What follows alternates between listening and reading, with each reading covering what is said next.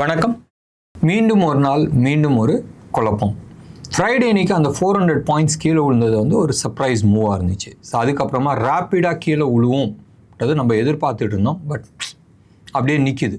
Wait பண்ணி பார்க்கலாம். 21,800 ஒரு மேஜர் சப்போர்ட் ஜோனாக இருக்கிறதுக்கான வாய்ப்புகள் இருக்குது. It's a long term support zone. ஒன்று. ரெண்டாவது, இன்றைக்கி வந்து -75 பாயிண்ட்ஸ் உப்புச்சப்பு இல்லாத போச்சு. மார்னிங் வந்து ஹெவியாக கீழே கேப் டவுனில் ஓப்பன் ஆச்சு.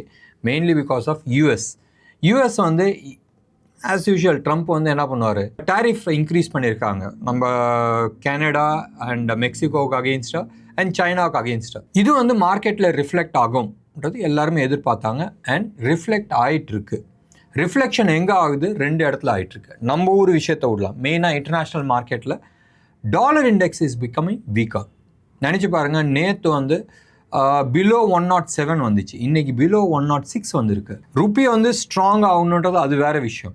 பட் கோல்டு வந்து தார்மாராக ஏறிட்டு இருக்கு. நேற்று வந்து க்ளோஸ் டு அபவுட் $52 ஏறிச்சு. இன்றைக்கி வந்து ரைட் நோ இந்த ப்ரோக்ராம் வந்து அரௌண்ட் 6 o'clock நம்ம ரெக்கார்ட் பண்ணுறோம்.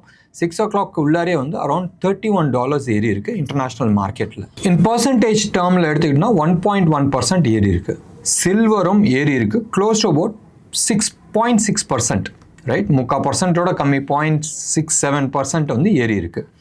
நம்ம ருப்பி டேர்ம்ஸில் எஸ் 8,920 நம்ம பழைய லெவல் இருக்குல்ல, அந்த லெவலுக்கு வந்துடுச்சு.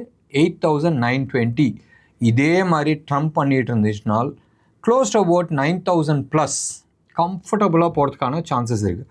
போன தர 9,000 வரும் நம்ம எதிர்பார்த்தோம், ஏமாற்றிட்டான். ஒரு $20 ஏமாற்றிட்டான். இப்போ ரைட் நோ ப்ரீவியஸ் ஹையை வந்து டச் பண்ணல, பட் டெஃபினட்டாக அந்த ஜோனில் வந்து நின்றுட்டுருக்கு. 8,921 அந்த ஜோனில் நின்றுட்டுருக்கு. கோல்டை பார்த்தோம் நம்ம 24 கேரட் ஹோல்சேல் ரேட் சென்னையோட ரேட்டு. சில்வரை பொறுத்த வரைக்கும் 98,200 லெவலில் இருக்குது. இது வந்து 999 குவாலிட்டி ஜிஎஸ்டியோட சென்னையில் இருக்கிற ரேட்டு.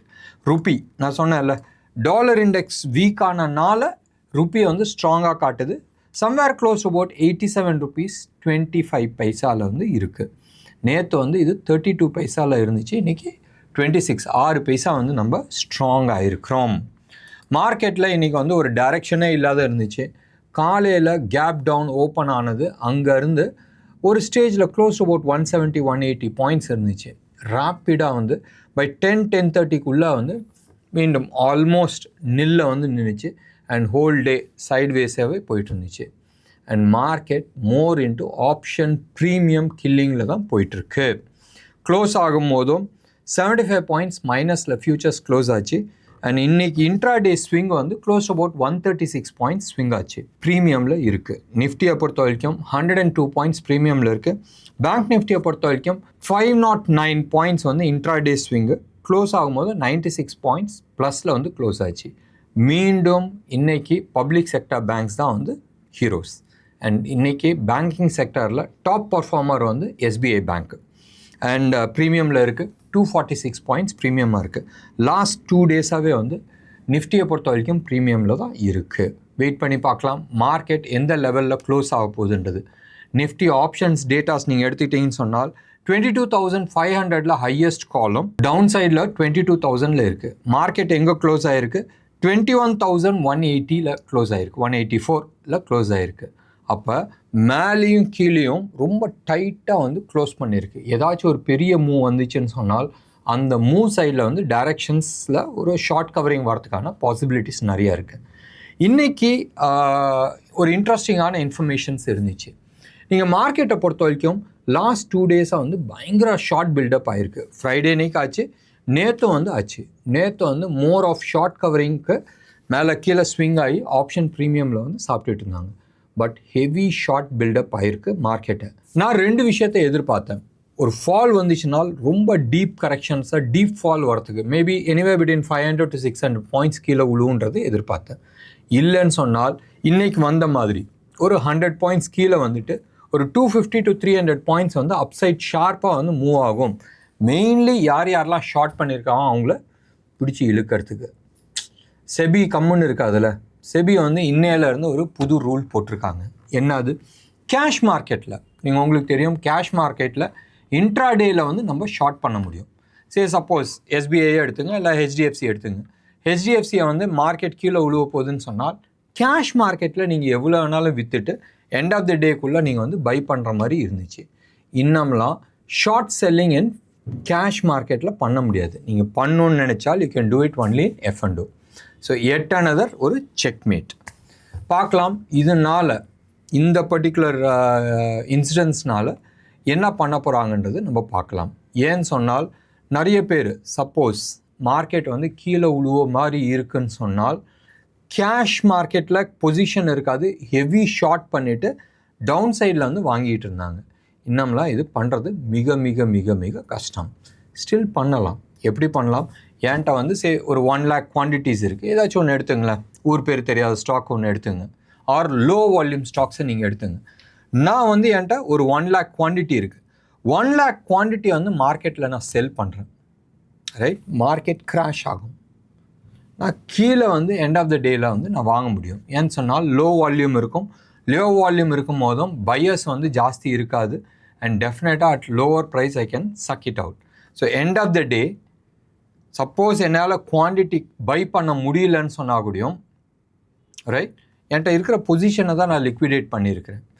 சப்போஸ் இந்த ஸ்டாக்கோட விலை வந்து 100 ரூபா இருக்குது. நான் மார்க்கெட்டில் வந்து பெரிய குவான்டிட்டி நான் செல் பண்ணுறேன், கீழே 90 rupeesல வருது. I try buying it at 90 rupees so that இது வந்து இன்ட்ராடே ட்ரேட் ஆகிடுது, ரைட்? இப்போ எனக்கு என்ன அட்வான்டேஜ்? மார்க்கெட் சப்போஸ் மார்க்கெட்டில் அந்த பர்டிகுலர் ஸ்டாக் வந்து இன்னொரு 10 ரூபா கீழே இறங்கினாலும் இந்த 10 ரூபா நான் சம்பாரிச்சிருக்கிறேன். ஸோ கீழே வர 10 ரூபா வந்து நான் கவரிங் பண்ண முடியும். ஸோ இன்டைரக்ட்லி மார்க்கெட்டில் 100 rupees இருக்கிற ஸ்டாக்கு 80 rupees வந்தாலும் still I will be able to survive. So இது மாதிரி வந்து ஸ்ட்ராட்டஜிஸை வந்து ஒர்க் பண்ண முடியும். பிளானிங்ஸ் இருக்குது. எத்தனை டப்பா ட்ரேடர்ஸ் வந்து நம்ம பார்த்துருக்குறோம். டெஃபினெட்லாக இவங்க எல்லாருமே வந்து இது மாதிரி பண்ணுறதுக்கான வாய்ப்புகள் இருக்குது. பட் இது மாதிரி விஷயத்தை டைரெக்டாக, ரைட், கையில் பொசிஷன் இல்லாத நீங்கள் செல் பண்ணி பண்ணுறது அவாய்ட் ஆகிடும். ஸோ மார்க்கெட்டில் இன்னமும் டைரெக்ஷன் இல்லாததான் இருக்குது. We have to wait and see 21,800 level வந்து சஸ்டெயின் ஆகுதா இல்லை ஷார்ப் புல் பேக் வரப்போகுதான்றது. இப்போதைக்கு இருக்கிற ஆப்ஷன் டேட்டாஸை பொறுத்த வரைக்கும் 22,500க்கு மேலே தாண்டறதுக்கான வாய்ப்புகள் மிக மிக மிக கம்மி. I'm talking about tomorrow and day after tomorrow. Wait பண்ணி தான் பார்க்கணும். யூஎஸில் இன்னைக்கு ரைட் நவ் நீங்கள் எடுத்துக்கிட்டிங்கன்னு சொன்னால் மோர் ஃப்ளாட்டிஷாக இருக்குது. ஃப்ளாட்டிஷ்னால் யூஎஸ் ஃபியூச்சர்ஸ் வந்து ஃப்ளாட்டிஷாக இருக்குது. டாலர் இண்டெக்ஸ் வீக் ஆகிட்டே இருக்குது. we have to wait and watch Trump அடுத்தது என்ன பண்ண போகிறாரு. இந்தியாவை பொறுத்த வரைக்கும் ஆர் இந்தியன் மார்க்கெட்டை பொறுத்த வரைக்கும் யாராச்சும் ஒருத்தர் வந்து பாட்டம் ஃபார்மேஷன் ஆயிடுச்சுன்னு சொன்னால் இங்கே எல்லாருமே வெயிட் பண்ணிகிட்டு இருக்கிறது ட்ரம்ப் அடுத்தது இந்தியாவை எப்படி அடிக்க போகிறாரு. So we have to wait and watch till such time. அது வரைக்கும் பெயின் இருக்க தான் இருக்கும். என்ன நேயர்களே, இன்றைக்கி ப்ரோக்ராம் உங்களுக்கு பிடிச்சிருந்துச்சுன்னா லைக் பண்ணுங்கள், ஷேர் பண்ணுங்கள். டெஃபினட்டாக உங்களோட கமெண்ட்டை கமெண்ட் பாக்ஸில் கொடுங்க. நன்றி, வணக்கம்.